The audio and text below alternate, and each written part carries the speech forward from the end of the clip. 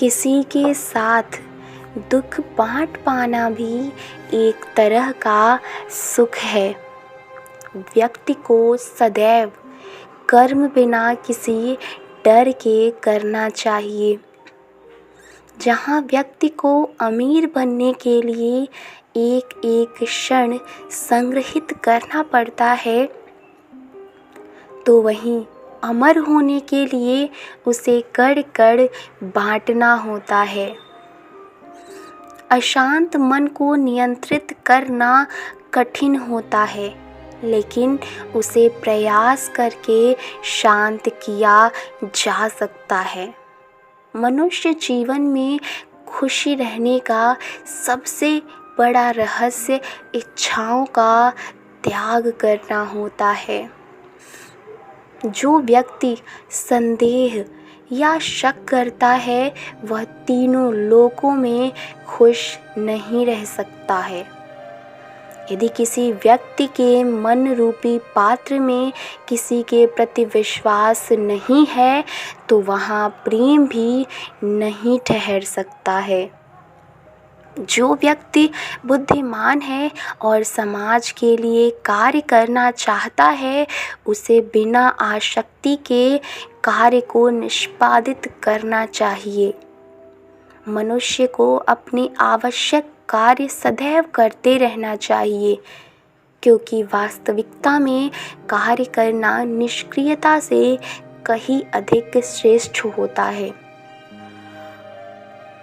जो व्यक्ति अपने कर्मों में आनंद की अनुभूति प्राप्त कर लेता है, वह जीवन में पूर्णता की प्राप्ति कर लेता है। मनुष्य अपने लोगों की परख कठिन परिस्थितियों में की जाती है। उसी दौरान उसे ज्ञात होता है कि कौन उसका अपना है और कौन पराया।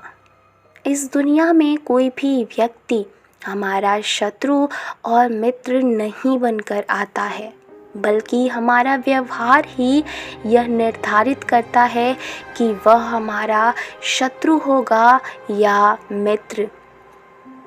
जब आप किसी अच्छे इंसान के साथ विश्वासघात करते हैं या उसे धोखा देते हैं, तो यह हीरे का त्याग करके पत्थर को अपनाने जैसा है। कोई काम यदि खुशी के लिए किया जाता है तो उसको करके खुशी नहीं मिलती है, जबकि यदि आप कोई काम खुशी के साथ करते हैं तो उसमें अवश्य प्रसन्नता मिलती है। इस संपूर्ण संसार में सब कुछ ईश्वर द्वारा प्रदत्त है। ऐसे में यदि आप किसी जीव को चोट पहुंचाते हैं तो आप ईश्वर को कभी भी खुश नहीं कर सकते हो। अगर कोई व्यक्ति जो अधिक हंसता हो और अधिक बोलता हो, लेकिन यदि अचानक से वो चुप हो जाए तो समझ लेना वो अंदर से टूट चुका है। अगर बुरे लोग समझाने मात्र से समझ जाते तो यकीन मानो महाभारत का युद्ध कभी नहीं होता। जीवन में प्रेम ही एक ऐसा योग है जिसमें कभी वियोग नहीं होता। इसका अंतिम चरण मिलन होता है। किसी भी व्यक्ति के भरोसे का अंत करके कभी भी अवसर का लाभ नहीं उठाना चाहिए। व्यक्ति को स्वयं की योग्यता पर कभी घमंड नहीं करना चाहिए, क्योंकि पत्थर भी वजनदार होने के बावजूद जब पानी में जाता है तो डूब ही जाता है। ईश्वर अगर किसी मनुष्य को उसके भाग्य से मिलवाने में काफ़ी इंतज़ार करवाते हैं तो समझ लेना कि उस व्यक्ति को उससे अधिक मिलने वाला है, जितना कि उसने ईश्वर से मांगा है।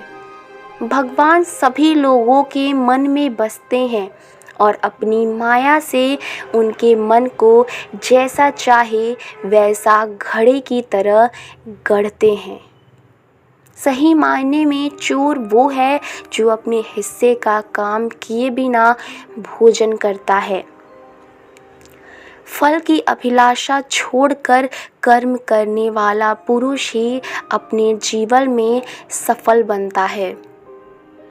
वह जो सभी इच्छाएं त्याग देता है और मैं और मेरे की लालसा और भावना से मुक्त हो जाता है, उसे शांति प्राप्त होती है।